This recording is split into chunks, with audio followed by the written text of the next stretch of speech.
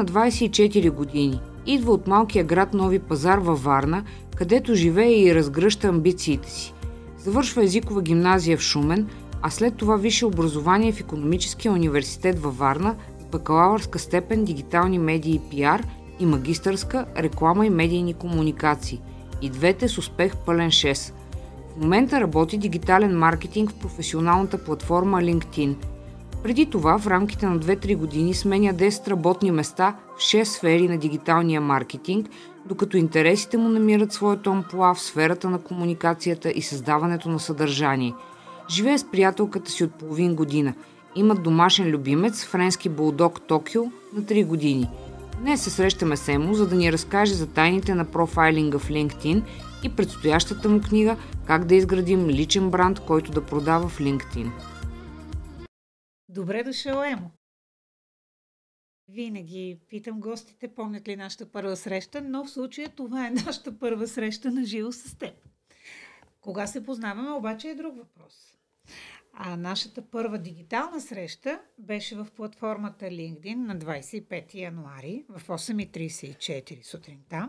Получих следното съобщение, в което след няколко много приятелски и топли думи ти ми беше написал: отдавна следя профила ти и днес реших да ти пиша с предложение да го оптимизираме напълно безплатно, няма уловки, приеми го като знак на добра воля. Към този момент той не отразява на 100% това, което правиш и губиш потенциал. Безкрайно благодарна съм ти за всичко, което направи за моя профил със скоростта на светлината. Но все пак, добре дошъл! Благодаря за което. За толкова млад човек и представител на поколение Z, как се изгради като толкова предприемчив, упорит и успешен човек, защото ти си определено име вече в LinkedIn и това всеки, който е там и ни гледа, ще го знае със сигурност. Разкажи ни какво детство, юношество имаше, защото всички гледаме така зетките с повишен интерес. Между тях има такива като теб, много успешни. Как? Много благодаря на място за поканата, за комплимента в момента. Между другото, аз не помнех колко часа съм ти писал. Помня, че беше една събота или неделя сутринта рано. Просто реших да го направя вече, тъй като се каних вече от 2-3 седмици да го направя. Що се касае моето детство и юношество, то не беше нищо по-различно от детство, може би, на типичен представител на малкия град. Никога не съм говорил по тези теми, между другото. Имах интересно детство, мога да кажа. Първите около 15 години генерално бяха по-скоро типични. В училище също имаше хора, които се държаха може би грубо с мен, може би надменно на моменти, докато не отидах в всъщност място, където завърших своето средно образование. Там се промених изцяло, промених се диаметрално, мога да кажа дори. Почнах да се изграждам като личност. Не мога да кажа, че съм се изградил, тъй като ако се върна в момента в онзи момент и сравня себе си сега с себе си тогава, нищо общо. Иначе аз не обичам да слагам етикети сам за себе си.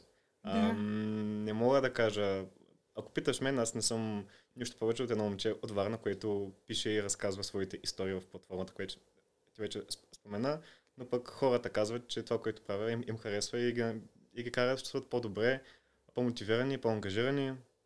Но ти си сменил страшно много за много кратък период от време работни позиции, докато избереш да правиш това, нали? Точно така.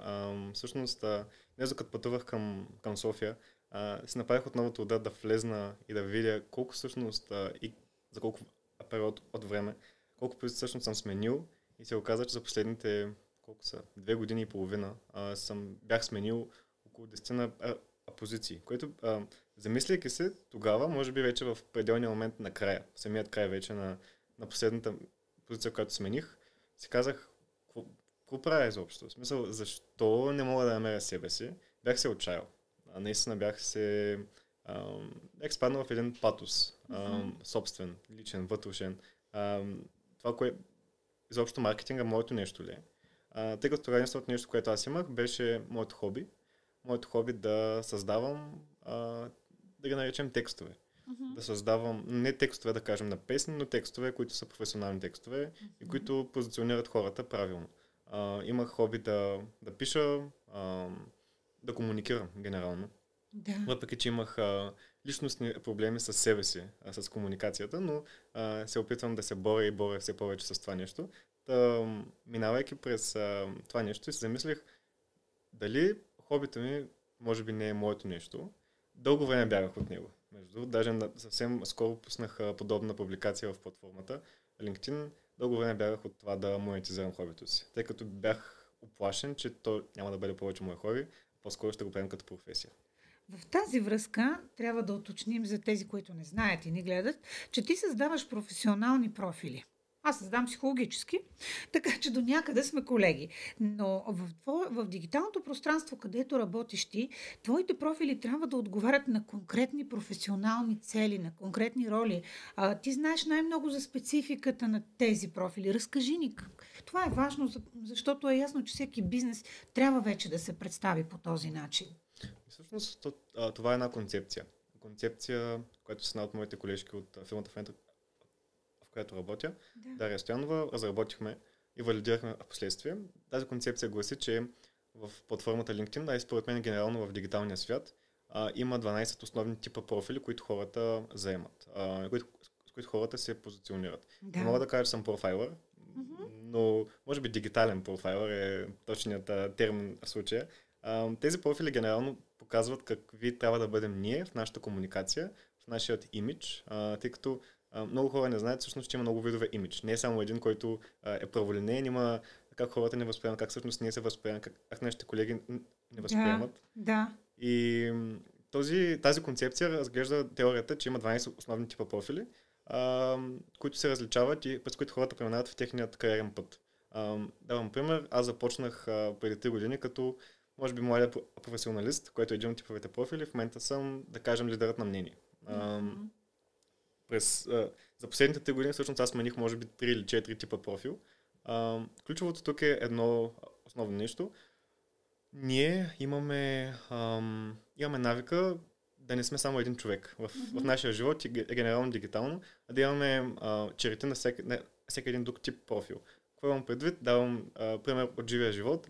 Да кажем, ще си готвим пиле с ориз. Отиваме до магазина да купим пиле и ориз, но в самото пазаруване ние си купуваме нещо сладичко, някой плод зеленчук, т.е. нашата генерална концепция се размива с някакви други неща. Така е дигитално. Имаме един основен профил, една основна цел, която ние искаме да се позиционираме, но имаме и други подпрофили, които ние заемаме. Те реално показват как един човек трябва да се брандира в дигиталния свят. Да станем още по-практически. Ти ми написа, че моя профил отразява на 100% това, което правя. Като как се бях аз позиционирала и като как ме препозиционира ти? За мен...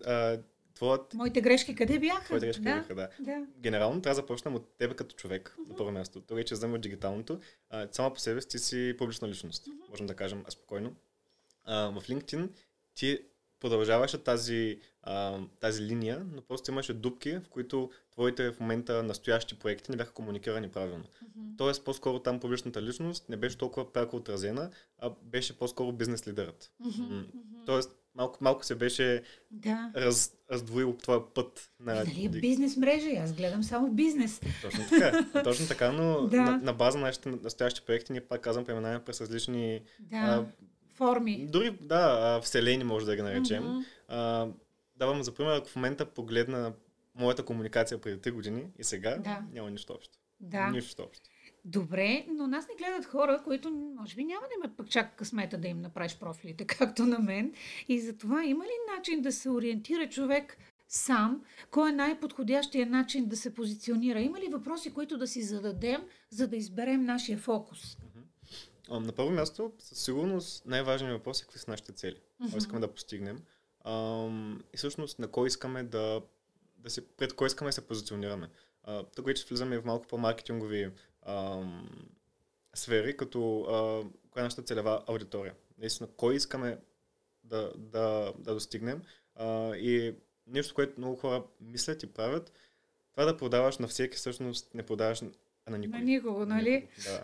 И най-ми е любимо, като чуя хора да ми казват, искам моята целева аудитория са мъже от Варна. Толкова.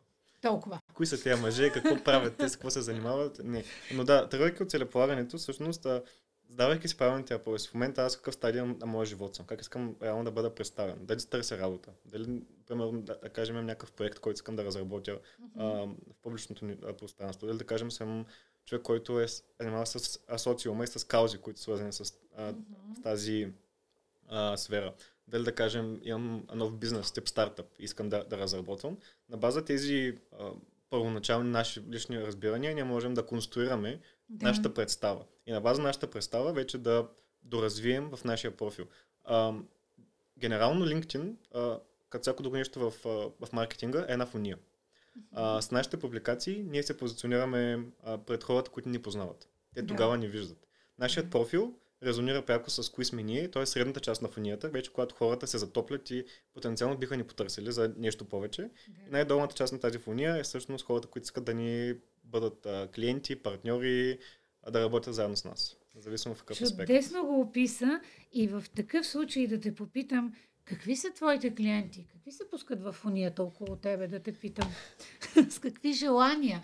И какво се променя след твоята намеса като ефективност, като позиция за тези хора?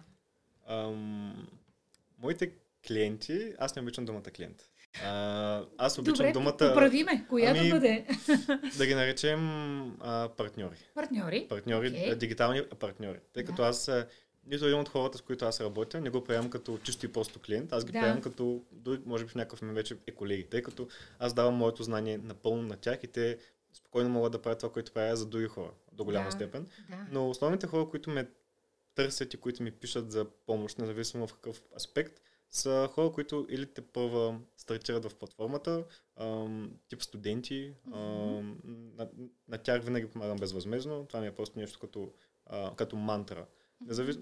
Има някакви изключения, но те са крайни изключения, но в другата гледна точка са хора, които имат бизнес, може да бъдат малки бизнеси, средни бизнеси.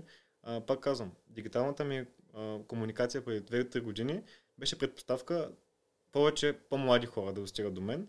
Сега вече забелязвам една тенденция повече бизнеси да ме търсят. Тъй като... Доверие и на по-зрелите, доверието е нещо ключово, но хората имат...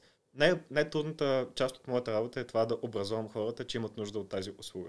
Това е най-трудното. Това според мен е при всяка една услуга, която хората предлагат. И продукт, може би до някаква степен, че хората имат нужда от конкретния продукт, от дадената услуга. Всъщност да преминат през периода от съмнявайки се какво говори той или тя, то ще бъда негов клиент, партньор или там каквото и да е друго. Признавам, че аз също се чудех как постигаш това в комуникацията с хора, които са от различни поколения, с различен социален статус, с различен бизнес. И тъй като аз съм профайлър, ти попълни нашите личностни тестове. И за мен беше интересно да науча през тях нещо повече и започнах да си обяснявам твоята магия. На мен ми прави впечатление нещо на пръв поглед парадоксално, че ти имаш много реактивен тип темперамент по рождение, като тип нервна система, но си постигнал много сериозен баланс и самоконтрол върху тия личностни характеристики, които са вродени и то на толкова млада възраст. Как го постигна? Холериците много трудно стават амбиверти. Смятам, че живота, ще използвам една фраза, живота ме е очукал доста през моето юношество. Преминах наистина през много различни неща. Някои желани, други нежелани. И може би, аз пак казвам, идвам от малък град.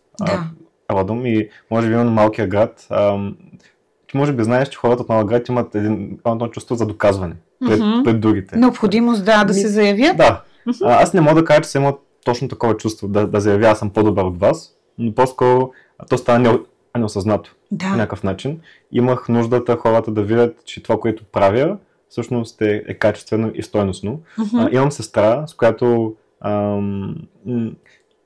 през годините осъзнах, че съм следвал нейните стъпки. Неосъзнато. Да. И всъщност, следвайки нейните стъпки, аз се опитах да надграждам и нея, и себе си.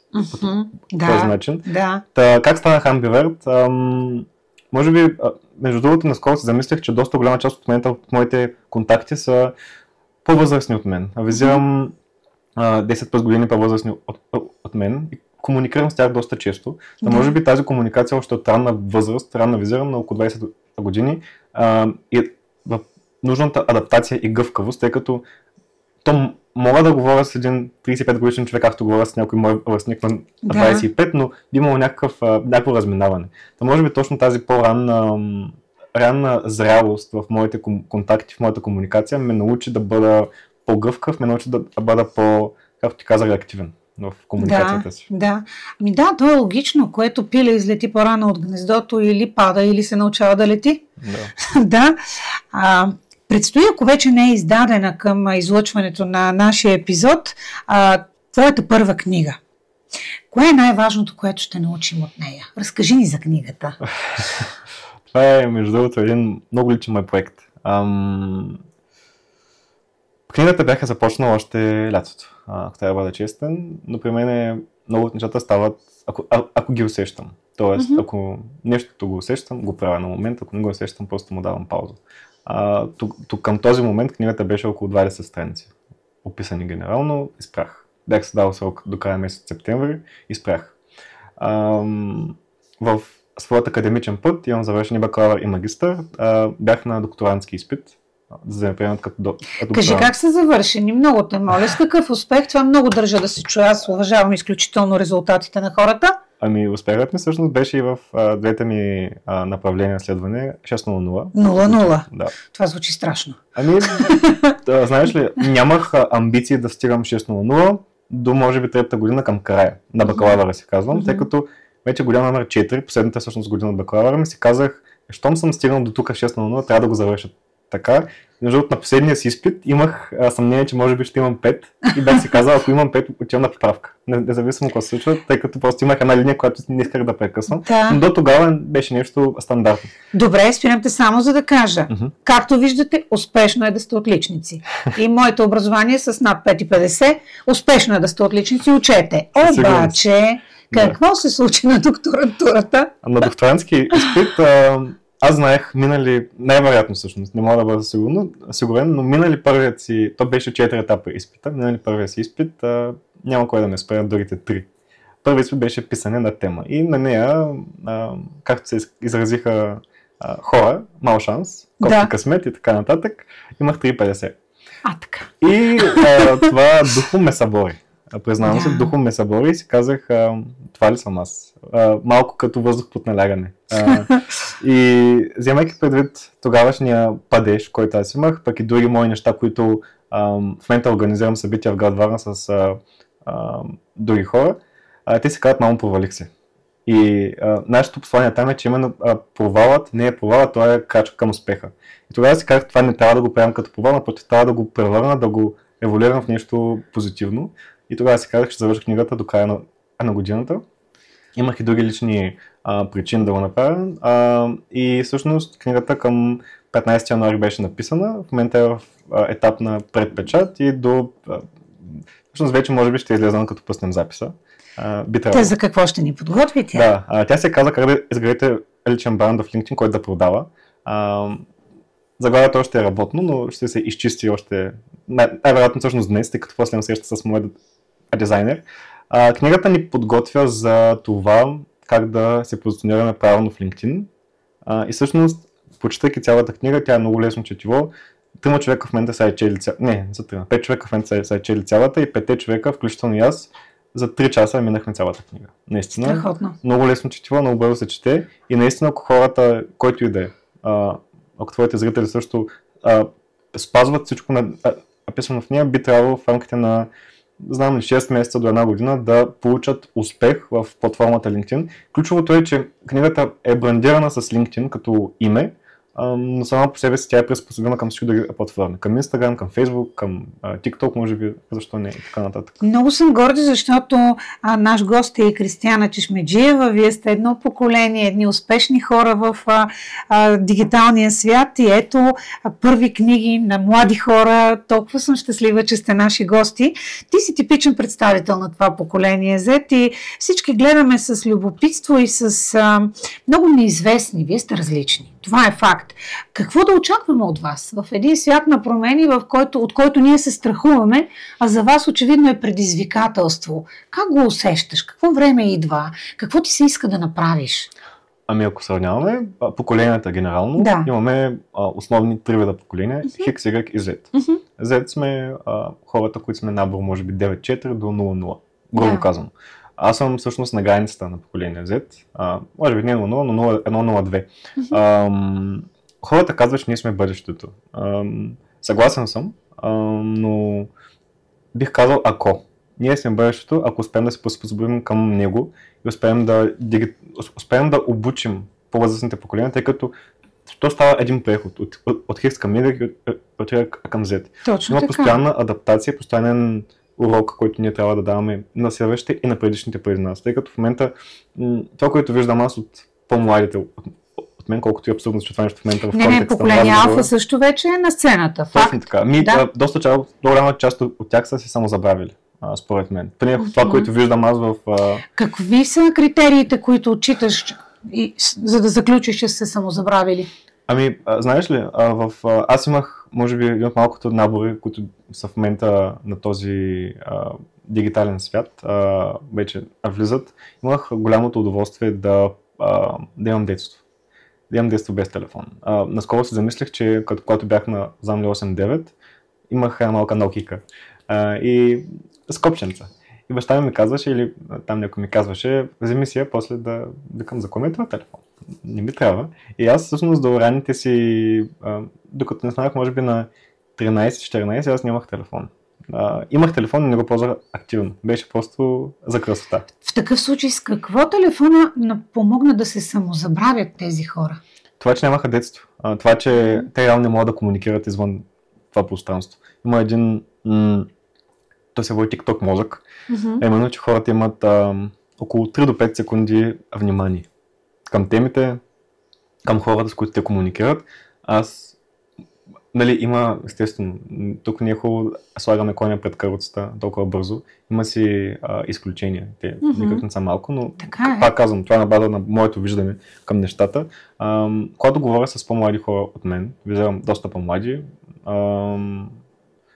те просто не са в разговор. Не задържат вниманието. Това не е вниманието, просто усещам, че са там протоколно. Има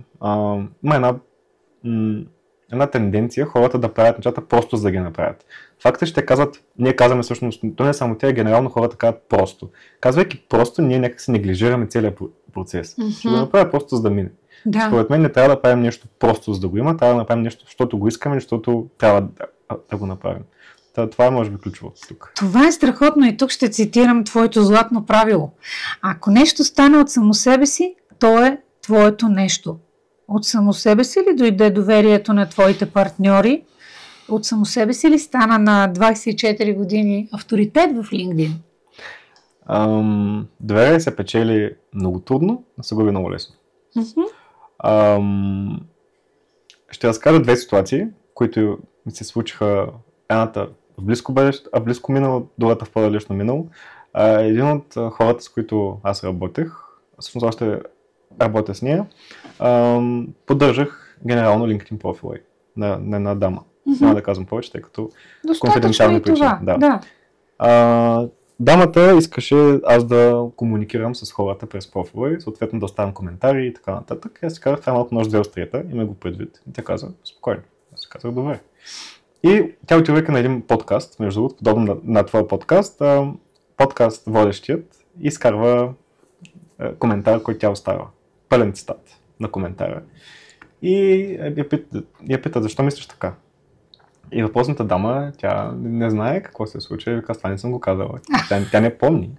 Съответно, доверието тогава към нея от диаметрално нагоре падна много рязко. И имаше една лека пиар криза, имиджова криза. Изчистихме в последствие. Но точно за това казвам, доверие се печели много трудно, но се губи много лесно. Другото нещо, което е, имам удоволствие да работя с много готини хора, като мои контакти, познати, близки. По сегашната разработка на книгата работя с много свежа дизайнерка.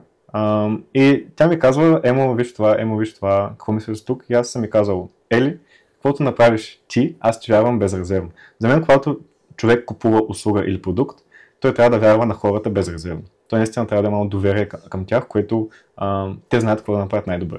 Аз съм ми казал, направи това, което мислиш за необходимо, дай просто да видя крайния резултат и аз ще кажа, това е окей, това не е окей и кое не е окей. Но аз никога не тръгвам с една нагласа, искам това. Искам първо човека да видя какво ще ми каже, че според него е правилно, да се нагледа спрямо него. Всъщност, говоряки за доверие, ти ме пита как всъщност го печеля. Знаеш ли, в своите 3 години, вече може би и половина 4, аз съм публикувал непрекъснато 150 и няколко седмици. Не съм пропускал седмица без пост. И това може само да ни подскаже, че хората, те знаят кой съм. Нали, не в пълна яснота, но те имат представа кой съм аз и за какво се боря. Когато някой човек ми пише, емо здрасти, имам нужда от това, аз тръгвам към тях с, нали, кой си ти и с какво се занимаваш, те вече знаят кой съм аз. Тоест, тяхното доверие вече към мен е изградено, а аз тепърва трябва да пробивам техните бариери, за да видя дали аз мога на тях да им вярвам. Тъй като много пъти хора са ме заблуждавали и привидно хора, които са искали да правят нещо заедно с мен, са оставали само на приказките. Така е. Как успях да изградя това доверие? Не стана от само себе си. Автентичността ми, която аз имам. Много хора казват, че то е размито, клише и така нататък. Даже хора, които са авторитети за мен самият, хора лесно, които уважавам, те ми казват, или вече малко клиширано това нещо. Постоянно говорим за автентичност и откровеност. Не, аз смятам, че ако наистина човек е автентичен и разказва своите истории, не случайно сторителингът и разказването на история не е старият подход в маркетинга за продажби. То можем да постигнем много, но наистина трябва да бъде напълно автентично, а да нямаме цели. Пускам това, нали, с претекст, че искам да бъда автентичен, но реално искам да продам. Точно така. И в тази връзка аз смятам, че разковничето на пътя към децата, които не разбираме от поколение алфа, дори и бета, което вече идва, към вашето поколение и към всичко, което ни е непознато, е базовото огромно уважение. Уважението за мен ще бъде решението на комуникативните бариери между хората, защото всеки си мисли, че разбира всичко и подхожда хитро, а уважението е това, което се усеща и оценява. И аз изпитвам огромно уважение към твоя труд и съм много благодарна за нашия разговор, но той ще продължи с София. Затова искам да оставя на нея удоволствието да продължи. А на теб, като на един писател, ще подаря един ваучер за книжарници, които са наши приятели, от които да си купуваш това, което пък ще четеш ти, защото всеки писател първо трябва да е добър читател. Непременно. Да, благодаря ти от сърце му и те предавам в ръцете на София, пожелавайки ти да имаш какво още много да ни разказваш и да ни посочваш този непознат свят за нас. Много ти благодаря. И аз. Подкрепете работата ни, като се абонирате за канала Двете страни на монетата. За вас е лесно и безплатно, но за нас значи много. Двете страни на монетата има профили в няколко социални мрежи и канали за подкасти. Можете да ни откриете още в Instagram, Facebook, както и в Spotify. Избрани епизоди от подкаста Двете страни на монетата, както и различен поглед върху тях, можете да откриете на страницата на Българското национално радио. Емо, благодаря ти, че остана и за втората част. Преди да започнем, аз ще покажа едни подаръчета, които ти тайно ни направи отвън, обаче аз искам да ги демонстрирам. Това е всъщност твоя знак, нали така? Да, точно така. Аз се брандирам с тази светкавичка и нещо много важно за мен и да. Защо? Ако си представиш генерално какво прави една светкавица, да. Тя е експлозивна, тя е гръмка, тя е динамична, става от нищото. Така почнах и аз. Експлозивно, гръмко и от нищото се развива. Но пък не за кратко. Не за кратко, да. Това не различава. Да. Аз ще оставя така, не знам дали ще се вижда, после ще си я прибера, разбира се, защото аз имам дете от поколението Алфа, което съм сигурна, че много ще го одобри. И се замислих, че вие поколението Z, защото много от нашите гости всъщност преимуществено са от поколението Z, започвате да говорите за поколението Алфа, така както ние пък говорим за поколението Z. Доколко е важен брандинга в твоята работа, защото започнахме с това, въпреки че имах друга идея за начало на разговора? Това е всичко. Аз я позиционирам като бранд архитект. Както има архитекти на сгради, така аз стоя брандове в платформата LinkedIn. Изграждам персони. Какви грешки можеш да допуснеш? И си виждал, може би да дадеш примери без имена, разбира се. Да, те са безкрайни. Тези грешки, които можеш да допуснеш. аз всъщност това, което си говорихме с Сани по-рано, да имаш грешната аудитория на първо място. Много хора мислят, че в платформата имат правилните хора, но всъщност, когато влезем в техните статистики и данни, които те притежават от платформата, виждат всъщност, че това е диаметрално объркано. На второ място, да се брандираш като един човек, да имаш идеята, че си всъщност един човек, а реално за хората си тотално различен човек. Тук мога да дам един пример. Един мой приятел, той има амбицията да занимава с маркетинг. И всъщност така се брандира пред хората. Това е неговия идеал, как реално той се представя, но аз му казах и за да му докажа, че това, което му казах му казах беше, че това, което той прави, се различава от това, което той си мисли, че прави. И за да му докажа, попитах 10 човека, напълно независими от тази сфера, външни хора, за маркетинговата сфера. Ти като видиш този човек, този профил, този персонаж, какво ти казва той? Всички бяха, че той работи в компания. Нищо тотално различно от това. Тотално различно, да. Това с себеоценката всъщност е много труден момент ти да прецениш правилно себе си, така както ти се виждаш и така както искаш да те виждаш. Това всъщност май са две различни неща. Това до голяма степен е имиджа. Има, както казахме всъщност по-рано, различни видове имидж, един от тях как ти всъщност се възприемаш, за какво всъщност ти се бориш. Имаш друг имидж как хората те възприемат, за какво всъщност те въобразяват в света генерално. И най-големите всъщност проблеми идват от дисбаланса, който има между очакване и между реалност. Това е навсякъде, може би. Това е във всяко нещо, всъщност, и в личните ни взаимоотношения. Добре, тогава не е ли в известен смисъл лъжа да се опиташ да промениш дали твоята собствена представа за самия себе си или начина, по който се представяш на публиката? Много зависи какво означава думата лъжа. Използвам умишлено силна дума. Това, което между другото много хубаво се изрази силна дума, моята работа е свързана точно с това използването на такива силни, гръмки думи. Това в интернет света ти ще го обясниш после е много важно. Точно така. Лъжа е, както ти каза силна дума, аз по-скоро обичам да казвам пречупено през определена призма на представите ни. Какво имам предвид? Аз сам по себе си наскоро преди година осъзнах, че може би не съм толкова екстровертен, колкото си мислех, че съм преди и съм по-скоро интроверт. И какво ми се случва? Една ситуация, чакам на автобусната спирка в град Варна да отида до университета си тогава и ме вижда едно момиче, ме вижда на спирката. Не я познавам, нямам идея коя е, тя ми казва, ти не си ли ямо от LinkedIn? Аз казвам, възможно е, нали? Не знам откъде ме познава, но възможно е да е оттам. И тя нищо да ми говори. Какво ще правиш и така. Аз малко пасивно, защото не познавам човека. По-фамилиарен разговор. Да. И тя ми вика, ти си много различен в реалната среда. Аз викам, какво имаш предвид? Вика, не си много разговорили. Викам, това, което аз до голяма степен, може би в LinkedIn предаваме, моето дигитално аз, моето истинско аз. Малцина, мога да кажа, от хората, които ме следват, имат шанса и късмет, не мога да кажа. Възможността да ме познават до такава степен и те казват, че аз съм напълно различен. До голяма степен, нали. Има някакви неща, които остават винаги, но генерално аз в платформата излъчвам едно позитивно екстровертно излъчване. В реалния живот съм доста мълчалив. Да кажем, големи компании, аз съм този човек, който слуша повече. Тоест успял си да ги балансираш, да ги съчетаеш. Да живеят заедно. От 9 до 5 съм един, нататък съм друг. Доктор Джекил и мистер Хайд е положението. Определено. Тоест ти съветваш ли хората да са много наясно, че е възможно те да съществуват в две различни реалности, в две различни представи? И това да не е в дисхармония с тях, да не им причинява неудобство? Съвет, може би силна дума отново казана, по-скоро да направят това, което ги казват, че са добре, тях самите и щастливи. В сегашното им положение, както аз се позиционирам, мен накрая съм добре, тъй като представям в дигиталния свят, давам толкова, колкото аз сметна за необходимо.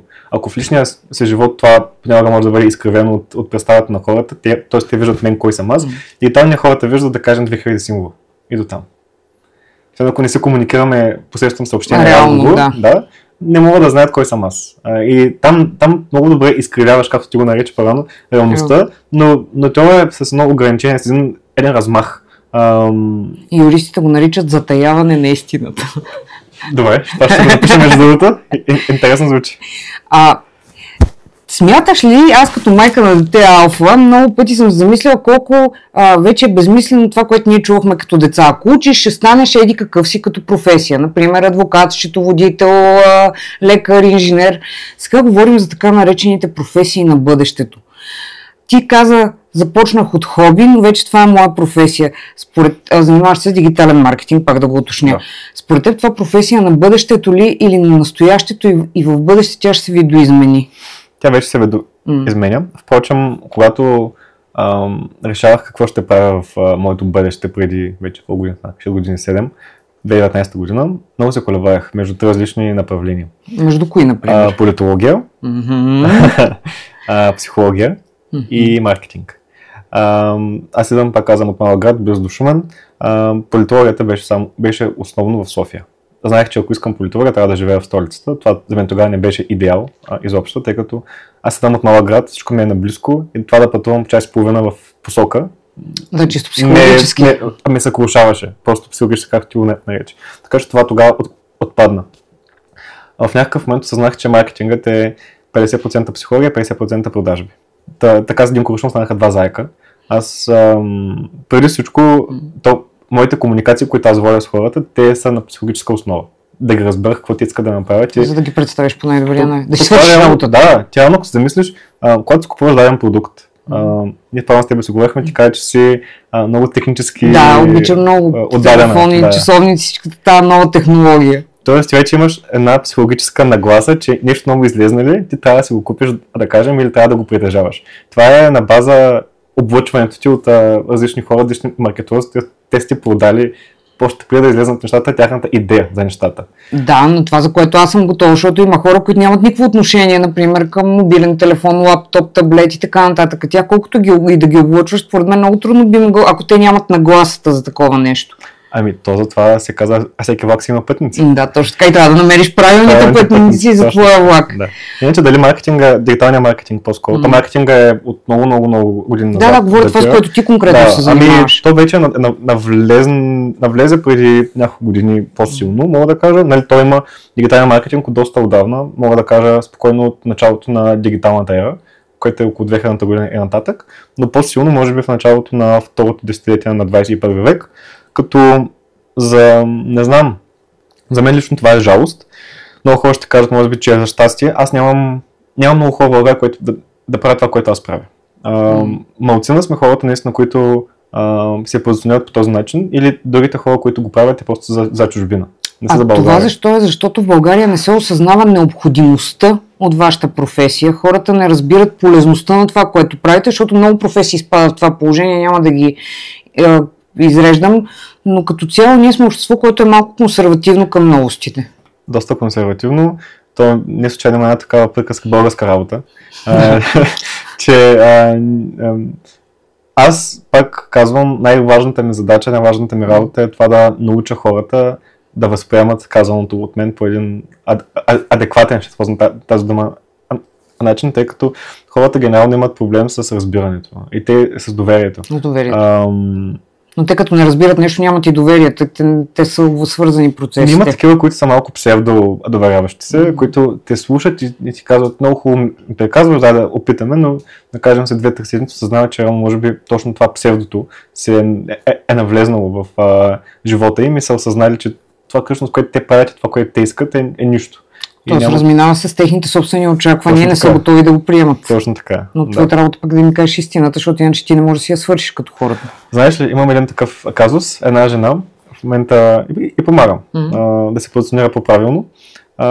Аз си казах, нямаш нужда от мен, наистина, аз не ти трябва. Бях напълно честен с нея. Моята цел ни най-малко не е да вземам нечи чужд приход, който да към мен. Не целя това нещо, даже между другото имам нещо като лични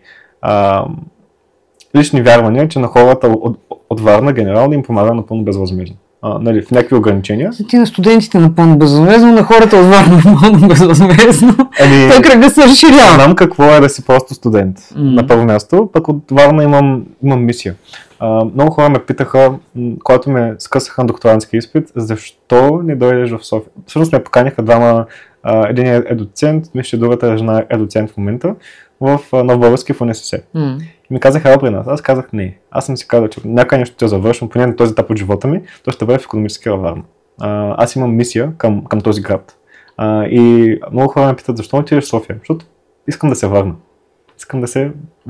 Но ти реално работиш нещо, което ти позволява да го работиш от всяко едно място. Нямаш... Имам ограничения доста, между другото, които хората не осъзнават. Наистина, например? 7 часа в посока с някакво събитие, или да кажем сегашния подкаст, е събаращо духом. Събаращо е психиката на хората, тъй като когато някой ти каже, ела да поговорим за 15 минути на това събитие, знам, че трябва да пътувам за 15 минути разговор пред хора 15 часа, замислям. Струва ли се наистина и...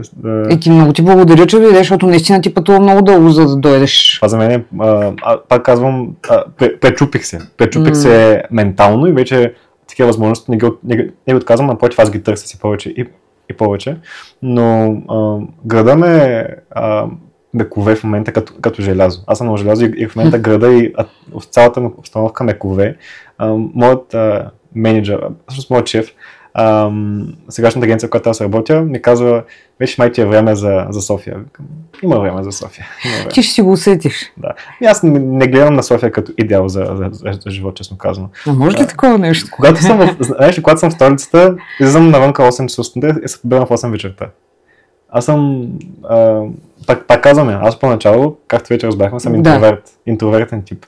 Трябва да прекарам... Но пък холеричен, както също така разбрахме. Това да прекарам навън по 12, 13, 15 часа нещо нетипично за мен. Аз къщи си работя. Натоварваме психически, да. Аз къщи си работя пред компютъра вкъщи. И после да кажем хора, аз спортувам, излизам навънка с приятели, някакви хобита, ама и които имам. Твоите родители разбираха ли твоя избор на професия? Как погледнаха, когато ти им съобщи, им каза, аз ще бъда дигитален маркетолог? Майка ми сега ще мисли, че пускам реклами във Фейсбук. Баща ми имаше големите амбиции да ме прави като него, т.е. пчелар. Това не е моята професия със сигурност. Бягам далече от нея, въпреки че тя е социална за животните. А ти също говориш за много каузи, т.е. ти нещо си взел, но го пренасяш в друга посока. Гледам да помагаме на двамата си родители в това, което мога. Да казвам баща ми да го позиционирам с това, което той прави, като продукт, който той предлага, а майка ми посредством различни, да кажем, PR маркетинг материали, които й предоставям и съвети, които там за по-правилното позициониране в това, което тя прави. Те не мога да кажа, че някога са били резистентни към това нещо, което аз съм избрал като професия, тъй като майка ми всъщност имаше един голям проблем с моята професия. Тя има, аз ще ги нарека болни амбиции в момента за мен, да бъда в университет, да преподавам. Тъй като аз още от малък, хората искат да станат астронавт, пожарникар, аз исках да станат две неща. Или фризьор следствие нейната работа, тя е фризьорка, или учител. Първото ми желание по-скоро беше предизвикано от нейната професия. Това, че си го виждал, да си израснал така. И не беше просто моето, беше нещо, което виждах, но втората беше нещо, което аз може наистина чувствах и усещах. И това учителското отношение и присъствие осъзнах, че може би още не е късно за него. Именно затова той и баща ми до голяма степен насищат в това да стана преподавател в университета. Ти в известен смисъл това, което правиш е образователно. Аз образовам хората, но не академично. Не така, както те си го представят, че трябва да бъде. Да. И когато, да кажем, авторитетни списания и медии излъчват мои материали, майка ми не може да осъзнае, че това нещо е това, което аз правя в моята професия. Аз всъщност занимавам с дигитален маркетинг, просто занимавам явно до тогава всъщност, докато вече това не го осъзна, до тогава балона беше, че дигиталният маркетинг е само в университет. Това да преподаваш в университет. Това се изразява дали си маркетолог или не. Дали си добър, дали си успял в професия. Моля те да го разкажеш, защото много родители се сблъскват, ти си го видял със сигурност, с желанията на децата си да бъдат едно или друго, което тези хора не разбират. Как това не е истинска професия. Според мен ни трябва да се разделим с този начин на говорене по принцип в света, в който живеем. В това да приемем, че, например, поколението алфа, бета дори, те са вече дигитални деца, те са родени в този свят и ние не можем да ги изкараме от него и да ги накараме да живеят като нас. То е тъжно. Тъжно е, наистина. Тъжно е, понеже наистина аз лично съм много благодарен. Знаеш ли, наскоро си говорих с моя познат и той ме пита коя е професията, т.е. кое работно място, най-много се радваш, че си бил при него, нали, се работил там. Аз съм, както вече казахме по-рано, съм сменил доста маркетингови позиции в различни компании. Не се радвам най-много на тях, че съм работил в някои от тези компании, а по-скоро на първата ми реално сериозна работа, която беше в кол-център. Защото там бях почнах от най-ниското ниво, т.е. като специалист служен на клиенти, после минах към средния мениджмънт на тази компания. Тя доста голяма компания беше тогава и именно там придобих най-важните си качества, а именно комуникацията, как да говоря с хора, как да се адаптирам тайм менеджмента или управление на твоето време, което за мен смятам, че най-важното ми качество, тъй като в момента правя много неща, именно благодарение на тайм менеджмента, който аз имам като умение, което съм придобил преди време. И дисциплина. Да, дисциплината е нещо също важно, тъй като то може би и ценности. Не трябва да си...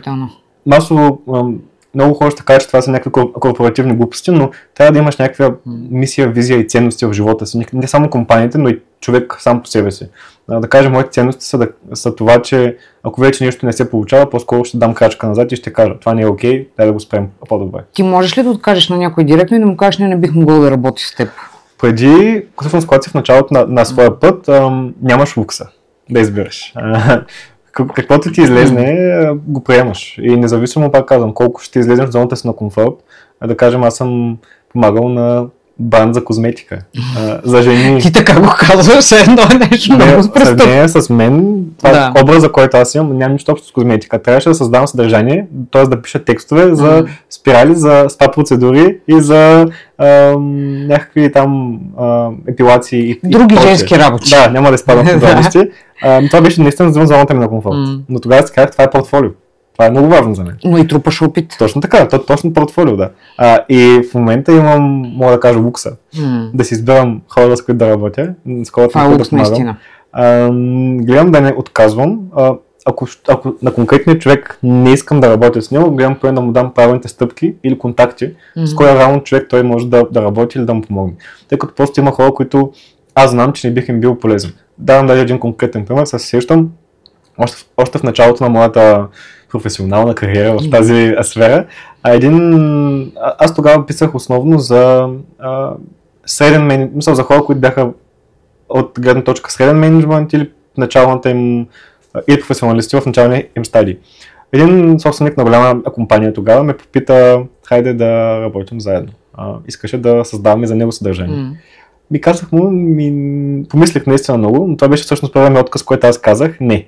Защо? Защото неговата аудитория, неговата осанка не предполагаше човек, който създава съдържание генерално за среден и нисък менеджмент на компании. Тоест, моят опит беше основно фокусиран върху по-долното ниво, а той е доста така по-експертен.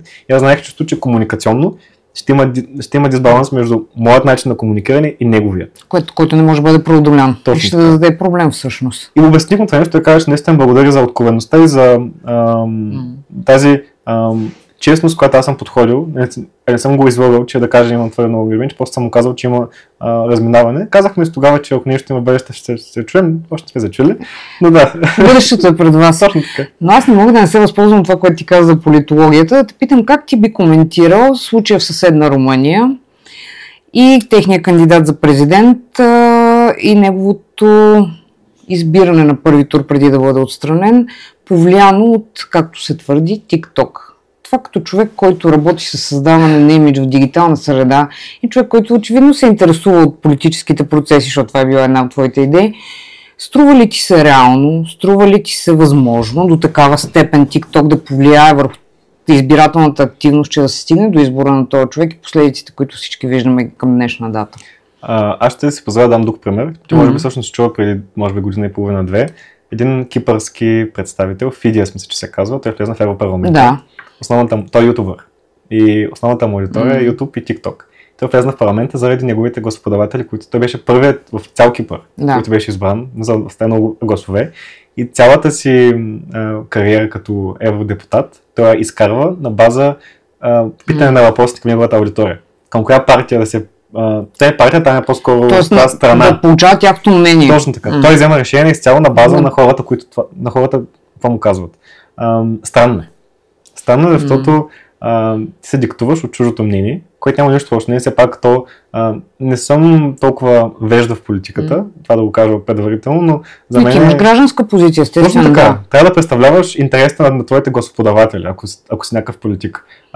При него става едно разминаване малко между едните и другите. И как решаваш, да кажем, ако е 51 на 49% в тази анкета, която си пуснал, че тези, които са 51 са поправи, защото са 5000 човека повече. Да кажа. Защо?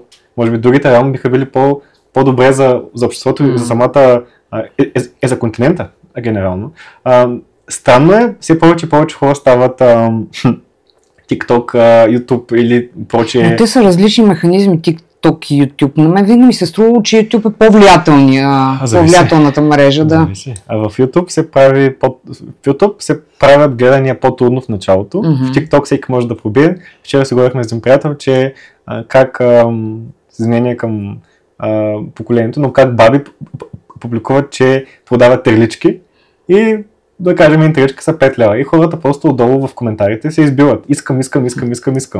В TikTok можеш първото ти видео да направиш фоллоуър, докато в YouTube знаем, може би... По-трудно знаем, да. С всичко много по-трудно. Кучето им беше TikTok и Instagram инфлуенсър. Преди. Спрях неговата кариера, той беше микроинфлуенсър с около 5000 последователи в медиите. За първи път чувам тази дума микроинфлуенсър. Това различно видове инфлуенсър. Има микро, има среден, той се води среден и мега инфлуенсър, голям инфлуенсър. Микроинфлуенсърите са с около, да кажем, до 10 000 последователи. Всяка една платформа са различен тип последователи. За мен лично 10 000 последователи в TikTok са като 1000 в YouTube. Аз също имам такова усещане, не може да го формулирам така, как няма равнозначност. Няма. Ти би ли се съгласил, ако политически лидер се обърне към теб с тази цел да оформиш публичен образ, който да бъде влиятелен достатъчно, да прогресира по този дигитален начин? Стига да не нарушава моите виждания и ценности. Това ще бъде трудна работа. Точно така.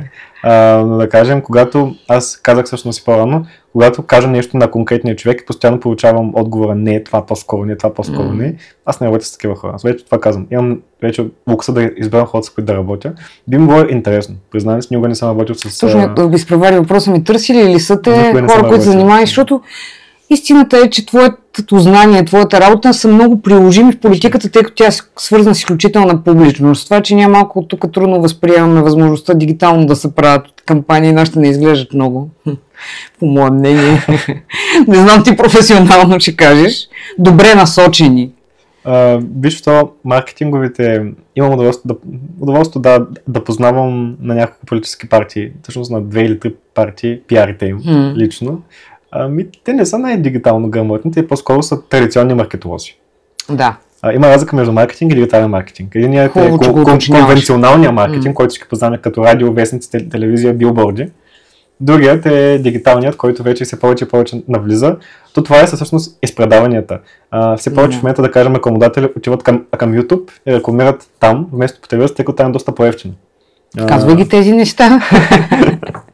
Това е доста по-евтино. Да, и на мен ми се струва, че има неразбиране, че тази разлика съществува и ако искаме да сме добре представени, ние трябва да се съобразяваме с това. Това, за което говорихме, ти трябва да си познаваш аудиторията, кого търсиш. И към края на разговора обаче не мога да се въздържа да не те попитам това дали е вярно. Срещам се скоро с моя приятелка, която е HR, човешки ресурси. В последните години работи предимно за западни компании. И аз коментирах как в публичната сфера постоянно предлагат някакви хора, които си пишат някакви CV-та. Казвам, ти как ги разгледаш тия CV-та? Тя към ние отдавна не гледаме CV-та. Ние искаме LinkedIn профила на човека. И това за мен беше пълен шок. Това така ли е или тя преувеличава? Това е така, да. Това е напълно вярно. Отделно, че LinkedIn имаш опция да си изтеглиш профил като CV. Да си го експортнеш като CV, да. То затова е един хубав профил в LinkedIn, генерално попълнен, тя има дигитално CV. То по принцип LinkedIn е дигиталното CV на 21 век.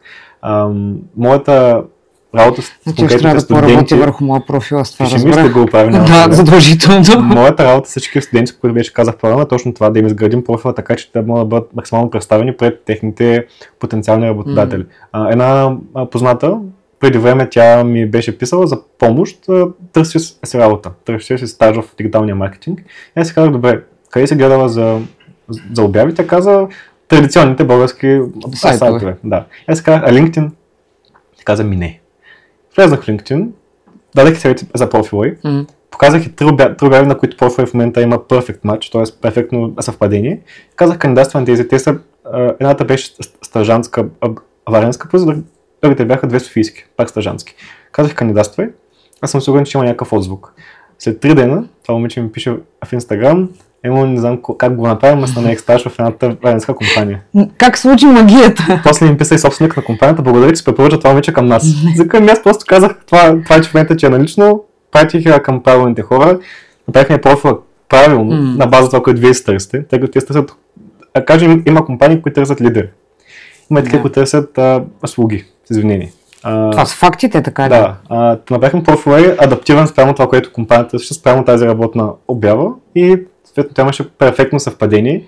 Вече въпросът беше дали комуникационно те ще се разберат за условия, за етична гледна точка, тъй като тя в момента и учи и така нататък.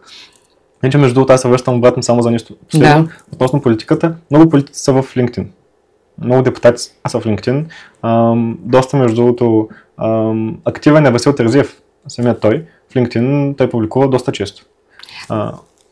Даваш ли го като пример за добре поддържан профил, защото ти кажеш публикува доста често, но това, доколкото схванах от разговора и преди това, не е задължително условие за успех. Не. Айде така да го кажем. В момента без компютър пред себе си не мога да дам конкретна оценка, тъй като не помня всичко едно към едно, но генерално активността на факта, че хората споделят не само по телевизията и по радиото определени новини, които се случват, дават шанси на...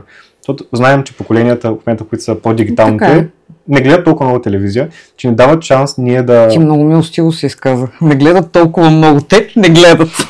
Не мога да говоря генерално, пак казвам, говоря в момента от собствената си представа, собствената си обкръжение, но дават една друга гледна точка. Тоест те се адаптират спрямо това, което пазара предлага.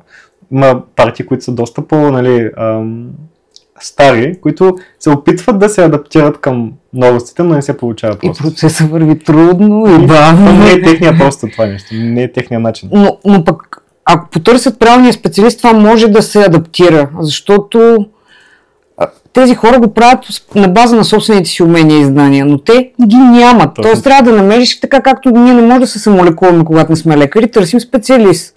И на всеки път това казвам, новите специалности, новите не са измишлотина на младите хора, те действително нещо работят. И много се радвам, че имахме възможност да проведем този разговор, защото той дава допълнителна информация и това е образование. Точно така. И ми се иска да ни обещаеш, че като излезе книгата, колкото и да е лесна, ще дойдеш да поговорим за нея, а и за много други аспекти, защото аз наистина примерно ми се искаше да обсъдим този страх в нашето общество, идва изкуствения интелект. Сега всички ще загубим работата си. Сега как ще се справим с него? Ти, например, притесняваш се, ще си го попитам въпроса, няма да го оставам за друг път, че ще си загубиш работата вследствие на изкуствения интелект. Сам по себе си изкуственият интелект няма да замени хората, ще замени хората, които не го използват активно.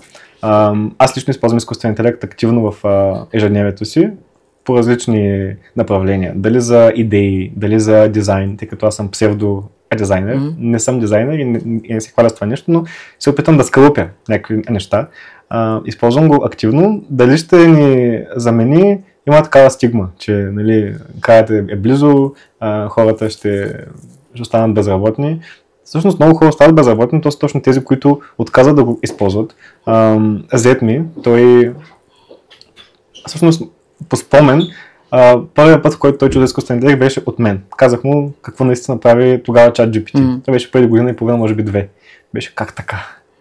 И всъщност в процеса на образованието му, на дигиталното образование за изкуствен интелект, той преоткри може би използването, той запазва традиционното, че всичко да си прави сам, но понякога може би просто използва и алтернативни източници, като метод за проверка, метод за идеи, метод за някакви неща. Давам конкретен друг пример. Те в момента имат компания и му трябваше човек, който да направи пазарна оценка.